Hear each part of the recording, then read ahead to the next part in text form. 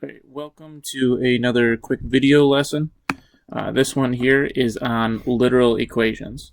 So literal equations are equations that contain more than one variable.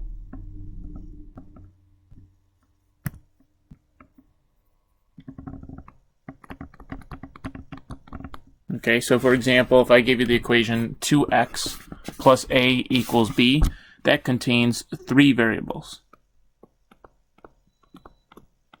Remember, variables are the letters or symbols that we use to represent a value that can change. So in that case, x is one variable, a is another variable, and b is the third variable.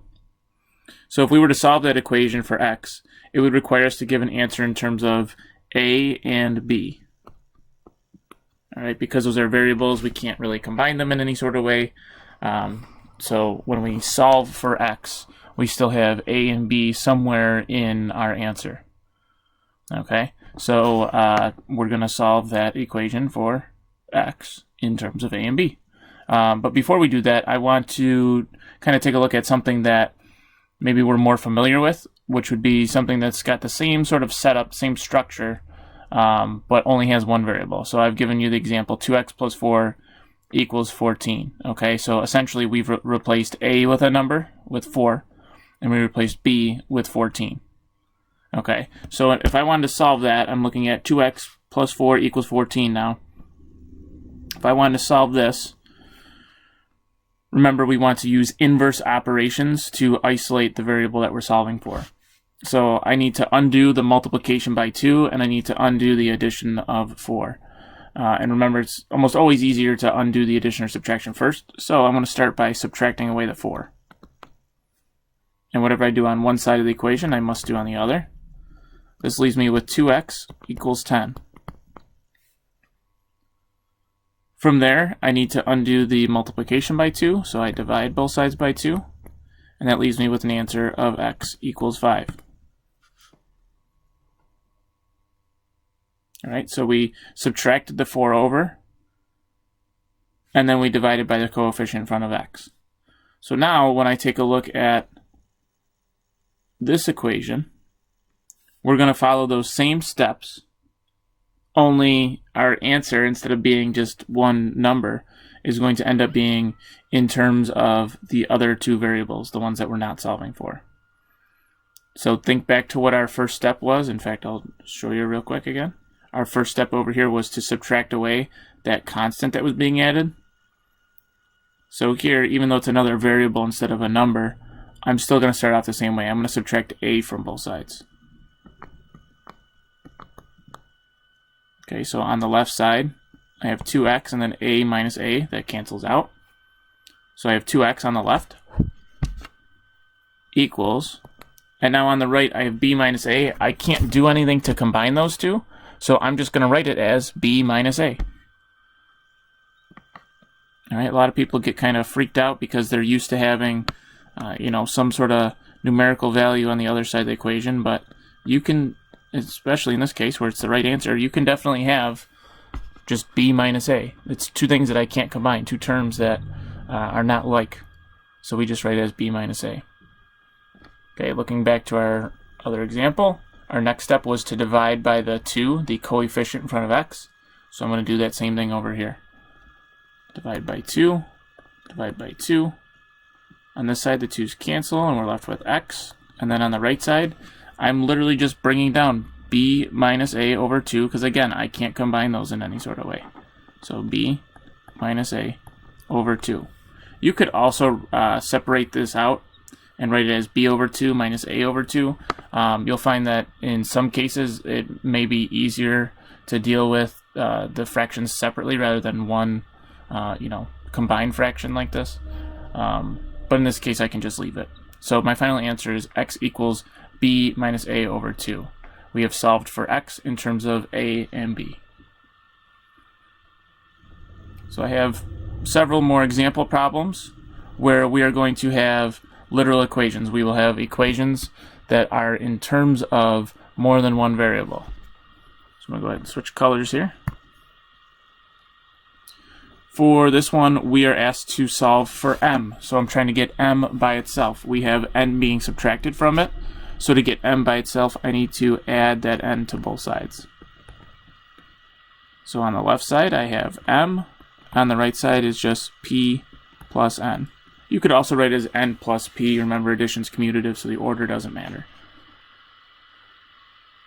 Okay, our next one, we're asked to solve for d. It is being multiplied by c, so I want to undo that. I undo multiplication with division, so we divide both sides by c. The c's cancel on the left side, and we're left with just d, which is what we wanted. On the right side, we have 5 over c. Moving on to number 3. This one, we're asked to solve for b. So it's being divided by y.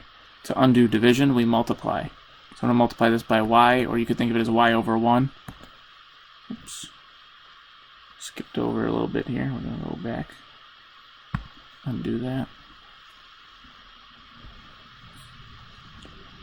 Multiplying by y on both sides. The y's here cancel on the left, and we're left with b. On the right side, we have w times y, or just wy.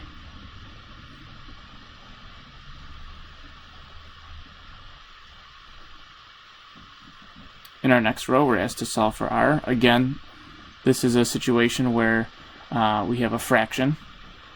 In order to get r, okay, if I were to divide by 6 on both sides, I know a lot of people might see this and think that we need to do that. However, that would just leave me with 1 over r. Okay, and I don't want that. I want r. So I got to think, how can I get r in the top? So take a minute and think about what you want to do to get r in the top.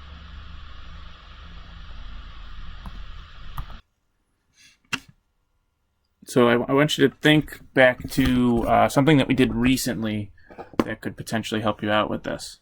All right, we've got a fraction. We've looked at something recently that involves fractions. So the way that I would go about doing this is I would set up a proportion and cross multiply. So I'm going to put this s over 1 to create a fraction. And now what I can do is I can cross multiply and multiply s times r and 1 times 6. Okay, so I end up with 6 times 1 equals r times s. So 6 equals rs. And then remember, we're solving for r. So right now it's being multiplied by s. I want to undo that by dividing on both sides.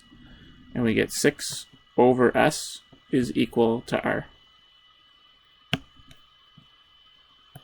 So we don't have to reinvent the wheel every time that we learn something new, right? We just talked about proportions recently. Here's an example where it was super useful to me to use that information from that lesson and use it here and apply it in our lesson here on literal equations. Next to the right, we're asked to solve for a. So here we've got two things going on. A is being multiplied by b, and then we also have 7 being subtracted. So remember, addition and subtraction almost always easier to undo first. So I'm going to start by adding 7 to both sides. We get a times b equals c plus 7. Now I want to undo that multiplication by b. So to do that, we divide on both sides, and we get a equals c plus 7 over b. Again, this is the sort of thing that a lot of people freak out about, and they're like, I don't have a numerical answer, there's all these letters and stuff. It's alright, c plus 7 over b. It may look weird, okay, it may look ugly, but that is our answer. Not everything's going to be, rainbows and sparkles. Sometimes in math we get some weird answers. That's okay. Alright, and moving over to the last one here. Solve for y. We've got 4 equals 3xy, so that's 3 times x times y, plus 5z.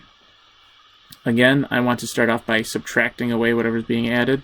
So I'm going to subtract this 5z. Whatever I do on one side, I need to do on the other. So we get 4 minus 5z. I can't combine those. Make sure you're not turning that into like a negative 1z or anything like that.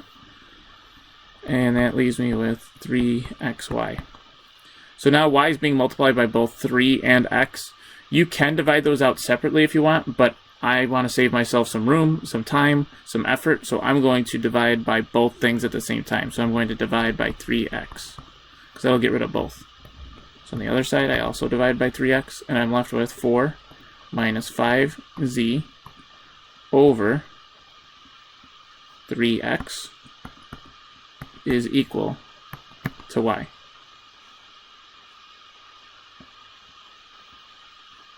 So I'll leave a couple examples for you to try on your own there. There's a whole bunch of them.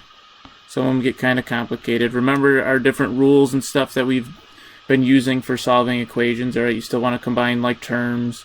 You need to distribute when it's something that comes up, and just make sure that you're taking care of everything the same way you normally would if you were just solving for a variable and it was a non-literal equation. It was something where you would get a numerical answer. Okay, so make sure that you're still adhering to all those rules.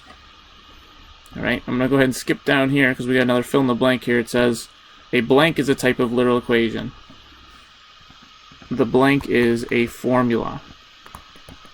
Okay, so a lot of times we have different formulas for things, whether it be science, math, or even other fields have formulas for various things, and all of these formulas that we're going to look at here are different things that you may encounter in not just in this lesson, but in future lessons, because they are different formulas that kind of come up throughout math. So the first one I've got is distance, and we're asked to solve for rate. So the distance formula is distance equals rate times time, or d equals r times t. So it's important to be able to solve for these different variables because you may be given a problem where you are asked, what is the rate? And rather than using this d equals r times t formula, if you can have a formula just for rate, then you can just plug in on one side of the equation, multiply two things together and get an answer, or divide two things and get an answer. So I think a lot of times formulas are given in a certain way. Like I said, we give the distance formula, we call this a distance formula, although we know we have another distance formula as well. But they're expressed a certain way for whatever reason. I think because typically that's the thing that you're asked to solve for the most. So in this case, distance.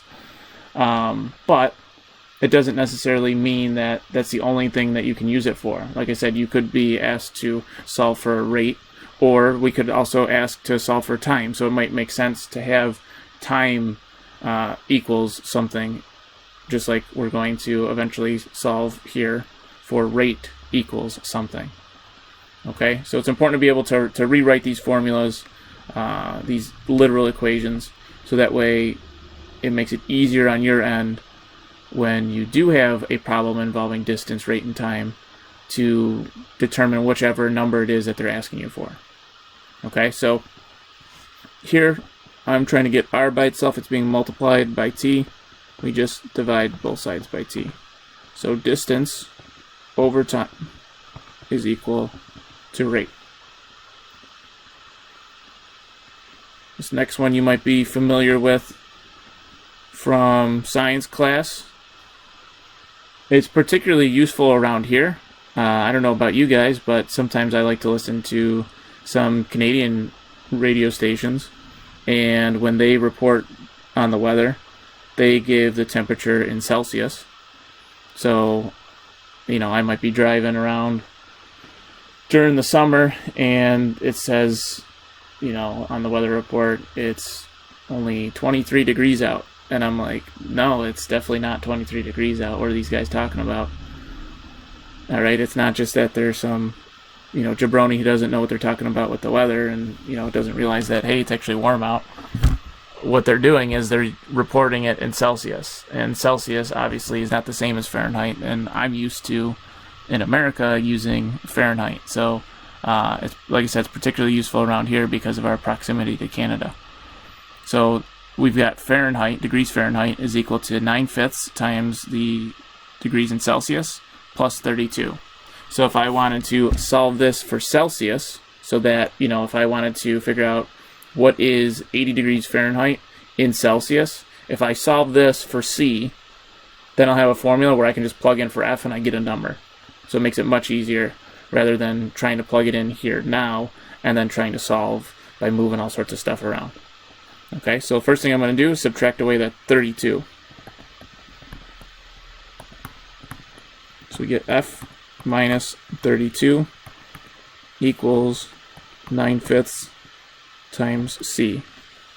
I want to undo this multiplication by 9/5. You can either think of it as dividing by 9/5, or particularly when there's a fraction involved, I like to think of it as just multiplying by the reciprocal. So I'm going to multiply by 5/9 on both sides.